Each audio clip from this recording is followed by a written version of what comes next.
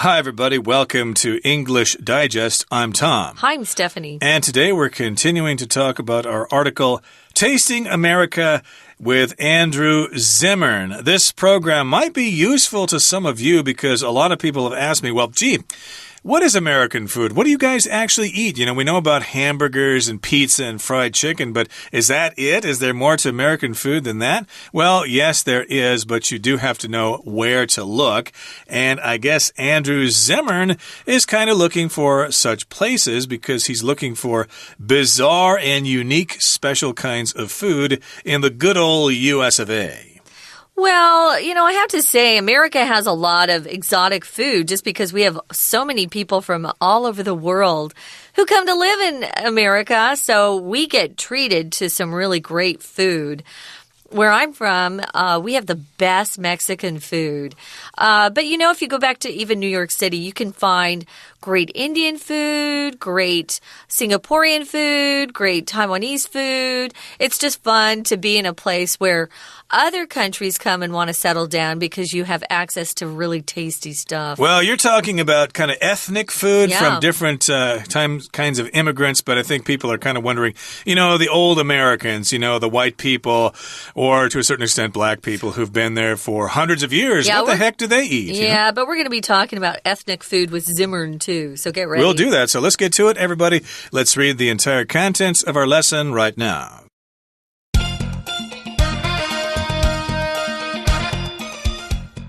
On another episode, Zimmern heads to San Antonio, Texas. He's here to travel the Chisholm Trail, a 19th century cattle driver's trail that leads from the ranches of Texas to the railways of Kansas. Zimmern first explores the history of the Coahuiltecan people who had settled the land thousands of years before the Europeans arrived. Today, a small group of their descendants is dedicated to keeping ancient traditions and recipes alive. Zimmern's especially looking forward to trying tripas, menudo, and barbacoa. Tripas is cow's intestines fried until they're golden and eaten with a corn tortilla and fresh salsa. They're not for the faint of heart, but Zimmern describes them as better than bacon. Menudo is a hearty stew of cow's stomach and chili pepper paste with some pig's feet added to the broth to enhance its flavor. Rounding out the menu is barbacoa, a traditional barbecue technique.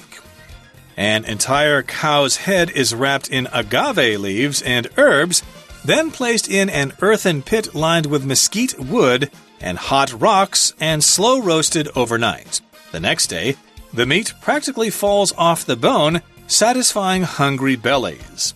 Next, Zimmern meets up with a chuck wagon crew to learn how cowboys of the past might have lived off the land. They would have cooked every edible part of a calf, including the entrails. These rot quickly without refrigeration, so they're quickly made into a meaty stew. The chuck wagon cook then delights Zimmern's palate with some grilled bone marrow, rib-eye skewers, and bacon-wrapped calf hearts with jalapenos. When there are no calves to be spared on the trail, camp cooks have to improvise. Luckily, rattlesnakes are abundant in the area, and once skinned, they fry up quite nicely. To delve into more curious meal concoctions like these, tune into Bizarre Foods with Andrew Zimmern Season 10 this March.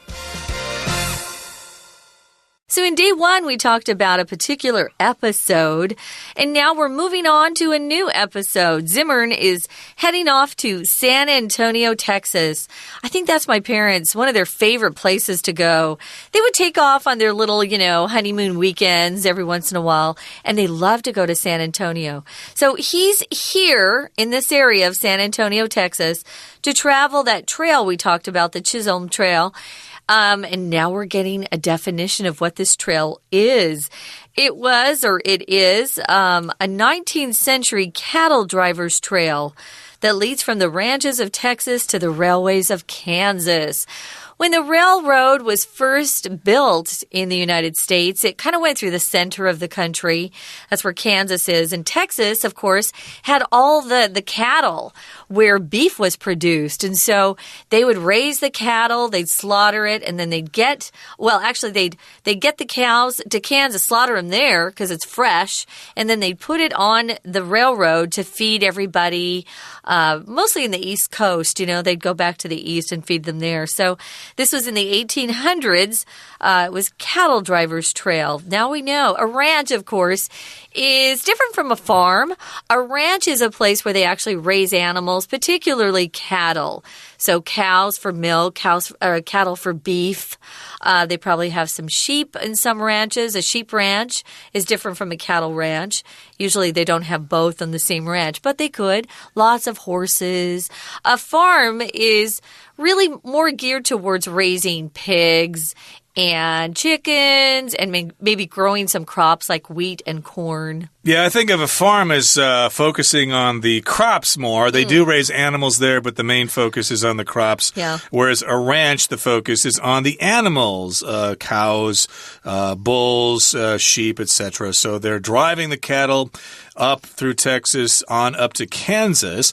And Zimmern first explores the history of the Coahuiltecan, I hope I said that, Coahuiltecan people who had settled the land thousands of years before the Europeans arrived. Coahuiltecan, I hope I said that right. But again, he's exploring their history here. These were the people who lived there before. They lived there thousands of years before the Europeans arrived. As you know, most of North America, if not all of it, was inhabited by people who came over the Alaskan land bridge many thousands of years ago, and they live in the Americas. They're basically Mongoloid people, and these people lived there. But then the Europeans came over and pretty much took over.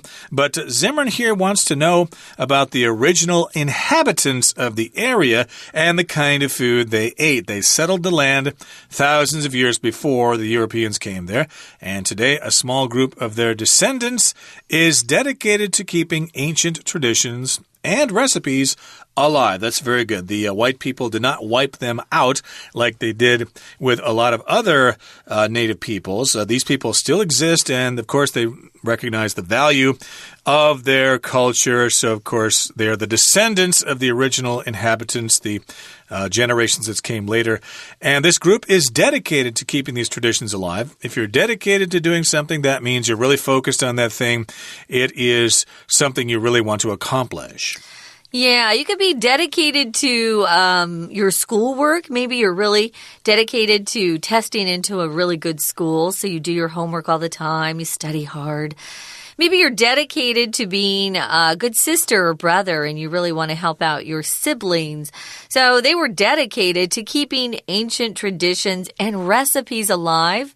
Part of your culture is the food that you eat. So I think it's cool that they want to keep their recipes alive, just meaning they pass them down from generation to generation. And Zimmern's especially looking forward to trying out some of their dishes. Here, tripas, menudo, and barbacoa. I haven't tasted any of these three dishes, so I have something to look forward to there.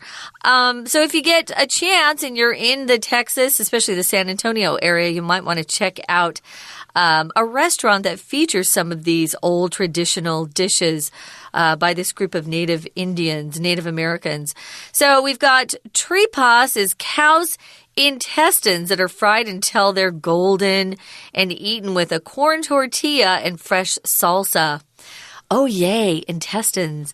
Your intestines are the inner organs of your body, located mainly below your ribs, you know, your stomach, your liver, your kidney, all those things. I'm not really a big fan of that stuff. Okay, but in any case here, they're using the intestines here, which is called tripa, but I think the English word is tripe. When we talk about intestines, we say tripe, so I suppose tripas. That is related. Yeah, so tortillas are those wonderful little round things that we eat with Mexican food a lot, made out of cornmeal, and then salsa is a combination of tomatoes, corn, onions and just different herbs and spices. It's wonderful. He says here that tripas are not for the faint of heart. If you're faint of heart, you're kind of scared easily of things, you know? You're not very brave or courageous to try things. So if you're faint of heart, please don't try this dish. He says it's a little scary for people. But he's never afraid to try things. And, you know, if it's weird, the weirder the better, or the more bizarre the better for Mr. Zimmern. He describes them as better than bacon. I think bacon is pretty popular around the world. It's definitely popular in the United States. We have a saying that we just say everything's better with bacon. It's just so tasty. I could eat bacon every meal and never get tired of it, but it's not very healthy, so I don't. But what he's saying is it's really tasty. So it must be similar to bacon, but he thinks it's actually better than bacon. I don't know. I've never had this before because bacon comes from a pig. These are intestines from a cow or cattle here. Yeah. So indeed, they're Mexican style with the corn tortilla. Salsa, of course, is Mexican style sauce. And it's not for the faint of heart, as you said, like being a doctor in the emergency room is not for the faint of heart. True. If you don't like the sight of blood, then you should not be working in the ER. You'll faint. You will faint. And also we've got menudo here. It's a hearty stew of cow stomach and chili pepper paste with some pig's feet added to the broth to enhance its flavor. So this is menudo. To enhance just means to kind of improve it, to make it a little better, to intensify it, or to increase. Yeah, and here we're going to round out the menu. If you round something out, you balance it, so you've got different kinds of things. You're not just focused on one thing. If you have a well-rounded life, you do more than just work, or you do more than just go to school and study. You have other interests, so it balances. So rounding out the menu here is this barbacoa. It's a traditional barbecue technique. It's how they barbecue. An entire cow's head is wrapped in agave leaves and herbs and then placed in an earthen pit. So they dig a hole in the ground. That's what we're talking about. And that pit is lined with mesquite wood. Mesquite is a tree found in the southwestern part of the United States. If you burn mesquite wood, it smells really good. So we'll often have a barbecue where we use mesquite wood because it just is so yummy. And then hot rocks, and they slow roast that overnight in the pit. So it cooks very slowly. We know what happens if you cook things slowly. They get very tender and they're moist and yummy to eat. So the next day, the meat practically or almost, it's very close to falling off the bone. You don't have to cut it off. It just kind of falls off. I've had good barbecue ribs that are like that, just so tender. I'm practically Taiwanese. I've lived here for so long, and I'm so familiar with the food. I love the people. I'm practically almost. So we're practically at the time where we've reached the point where we have to listen to our Chinese teacher. Yep, it's the time, so let's listen now, but stay tuned. We'll be right back. Hi everyone, my name is Jenny. 今天我们继续来看第8单元。好，今天这个单元我们是要介绍一个新节目。这个节目呢，它谈的是古怪食物。那主持人叫做 Andrew Zimmern。这个节目里面当然很有趣，大家可以看了之后就知道这些古怪食物到底怎么回事。今天又给大家另外一集节目里面所介绍的美食。在另一集里头呢，这个地点是到德州。那他到德州来，这边的历史我们今天来看看，这里有一个很特别的食谱。不过他说啊，现在呢有一些人，也就是之前他们祖先们的后代在这里，他们维持了一个古老的传统以及古老的食谱，继续做这个食谱。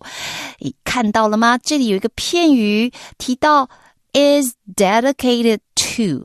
好， is dedicated to 的 dedicate， 我们知道它这个动词的意思就是致力，但是我们说人努力做什么事情，本来是说 a person dedicates his time, his effort to something， 但是我们常会用它的过去分词，然后变成这样子一个片语 a person is dedicated to something。 好，这个 to 是介系词，所以后面一定要记得加名词或是 V-I-N-G 动名词。这也就是为什么大家看到的 keeping 是 V-I-N-G。 好，我们说到了这数千年前可能这些欧洲人在这里就有这样的料理了，不过现在你还吃得到，那所以主持人 Zimmer 他当然要去试试看，他非常期待渴望要去这里尝试这里的料理。好，这边有一个片语 look forward to， 大家看到了 look forward to一样的，这个 to 也是介系词，它介系词，所以后面 trying 加 ing。 那这三种料理也就是主持人要带我们去吃的各是什么样子，我们一个一个来看。那第一个料理到底是什么？原来它是牛的肠子。大家知道这个节目是在谈古怪的食物，所以就知道它为什么古怪了。当然可能有些胆小的人是不适合吃的，所以他说到they are not for the faint of heart。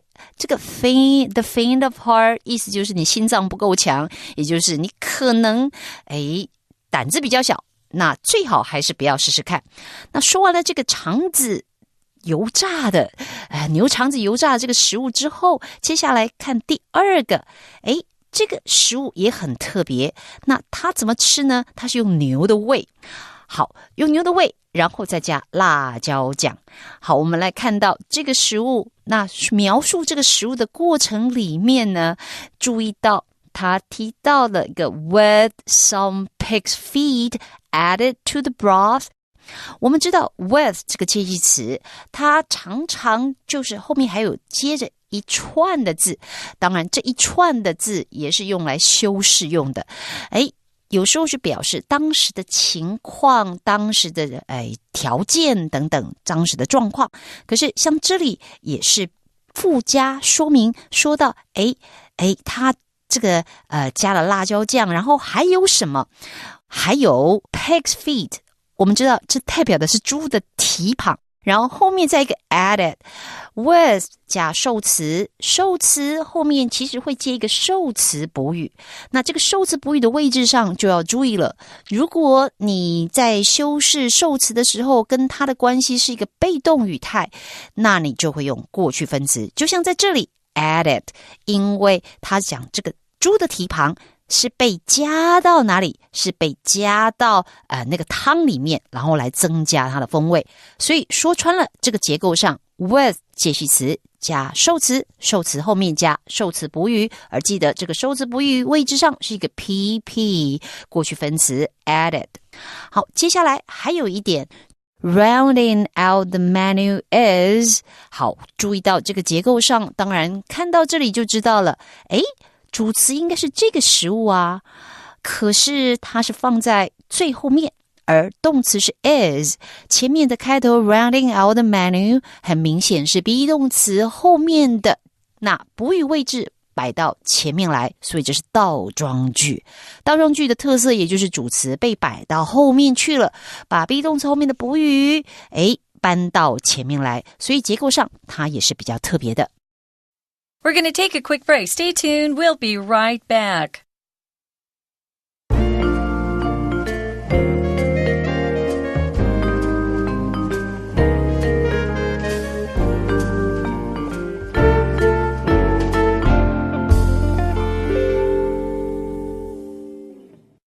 Okay, everybody, let's continue with our lesson. Now we're talking about Andrew Zimmern, and he's in Texas here. He's trying to find out more about the Coahuiltecan people and their cuisine, and we mentioned some examples of their cuisine here. Let's see, what do we got? We got tripas, which is cow intestines. We've got menudo, which is a kind of thick soup. It's a hearty stew. And then we've also got barbacoa. All of these different foods are based on ingredients from a cow, especially bizarre parts of the cow, intestines and brains maybe and stuff like that. I don't know, but in any case, he's there to have these bizarre foods. At least they're bizarre to us because, especially Americans, we don't usually eat the intestines and things like that. Although those ingredients are common here in Taiwan, so maybe these dishes don't seem especially bizarre to you guys. It's popular nowadays, especially with foodies, with gourmet food. They call it tail to toe cooking, which means they use the whole animal. And we're not used to that typically in the United States. But I think some of these things would be familiar to the Taiwanese. They might be indeed. And yeah, I guess if you're going to kill a cow, you might as well eat the whole thing. What's the difference between the intestines and the muscles? That's the way I look at it. But in any case here, we talked about this one where it's cooked in an earthen pit. I think I had something like that when I visited some friends down in Texas. They were Mexicans, so they cooked something like this, a cow's head cooked underground, and you ate the brains and stuff like that. So maybe that is what they're talking about here or something similar. Like but in any case, let's go to the next paragraph here. It says, next, Zimmern meets up with a chuck wagon crew to learn how cowboys of the past might have lived off the land. So this is a chuck wagon, which I think based on seeing old TV commercials for dog food. There was an old dog food brand called Chuck Wagon, and the dog would chase this chuck wagon into the cabinet. And then, of course, the mother would come over and open, oh, do you want this? And there would be a bag of Chuck Wagon dog food for the dog to eat. I remember that. It's like a wagon, I guess, that's covered or something. It's a wagon with a covering on the top of it, but it's the wagon that has all the food. It's like the kitchen part of this wagon trail. So sometimes when they're moving along in the Old West, they'd have lots of wagons, but the chuck wagon has all of the ingredients for their food. That's where people do the cooking. And so if you've got cowboys who are out on the trail, they have a chuck wagon with them. They have a cook, and his job is to just take care of the cowboys with food. So it's kind of fun. So they lived off the land back then. Now, they would have cooked every edible part of a calf, including the entrails. If something's edible, it's eatable. So that's what it means. You can eat it. Edible means eatable. And a calf is a small cow. It's a baby cow. And the entrails is a very nice word just to mean intestines, because if you talk about, ooh, I want to eat the intestines of something, it sounds gross to us. Or if you want to eat the guts of something, that sounds gross. So they've given some of the internal organs really pretty fancy names so people they kind of disguise what it is. Yes, but as I said, it shouldn't be considered disgusting because if you're going to kill a cow, you might as well eat those things too. It's your culture. People aren't used to it. So these rot or go bad quickly. So they don't have a refrigerator, of course, out there on the trail. So they're quickly made into a meaty stew. You can't keep meat out very long without having refrigeration. So they cook up this meaty stew, and the chuck wagon cook then delights Zimmern's palate with some grilled bone marrow, ribeye skewers, and bacon-wrapped calf hearts with jalapenos. So your palate is kind of your taste buds, how you taste things. So if you have a very sophisticated palate, you're probably a foodie. You like very complex food. Now, if you're grilling something, you're putting it over an open fire. It's getting some flame on it. And they're cooking bone marrow. That's a liquid inside bones that I understand from watching foodie shows, the gourmet food shows, that's really tasty. Ribeye skewers, those are those long metal rods that you can put meat and vegetables on and stick them over a fire and grill them. Those are good. And we've also got bacon-wrapped calf hearts with jalapenos. The calf, I guess, is the baby cow, right? Yeah. And so you've got the hearts of the calf, and then bacon is wrapped around those things, and then you've got jalapenos or jalapeno peppers, which are these spicy green peppers from Mexico. I think they're actually from Jalapa in Veracruz State in Mexico. Kind of like chili peppers. Basically, yes, they're common in Mexican cooking. They have them at Subway stores. You can put them on your Subway sandwiches much if you'd like. And when there are no calves to be spared on the trail, camp cooks have to improvise. So sometimes they just don't have any calves out there, no baby cows to slaughter and rip their hearts out so they can make this dish with calf hearts and bacon and jalapenos. So they have to improvise. If you improvise, you kind of make something up. You make do with what you have. Yeah, and if you improvise, you're making things up as you go along. If you're a musician, especially a jazz musician, they will often improvise while they're performing. They don't have music that they're reading. They just kind of make it up as they go along. So sometimes you have to improvise if you don't have what you need. Luckily, rattlesnakes are abundant in the area. And once you skin them, take off their skin, they fry up quite nicely. I've killed rattlesnakes with my gun. Rattlesnakes can bite you and can do some serious harm, especially to children. They can kill kids because they have poison. So you have to be careful, but you can eat them. Yeah, rattlesnake, I think, is 香尾蛇 in Chinese. They're abundant. They're common there, so you can kill them. I guess you need to shoot them with guns. You take off their skin, you skin them, and they can fry up into a nice delicacy. Well, to delve into more curious meal concoctions like these, tune in to Bizarre Foods with Andrew Zimmern, Season 10, this March. Okay, so you delve into these things. You kind of dabble in these things. You explore them. You check them out. These are concoctions. A concoction is a noun. It's usually used to talk about mixing ingredients together to make some kind of medicine or something like that, a medicinal concoction or mixture. But in this case, it's a mixture of different ingredients as a part of a kind of food.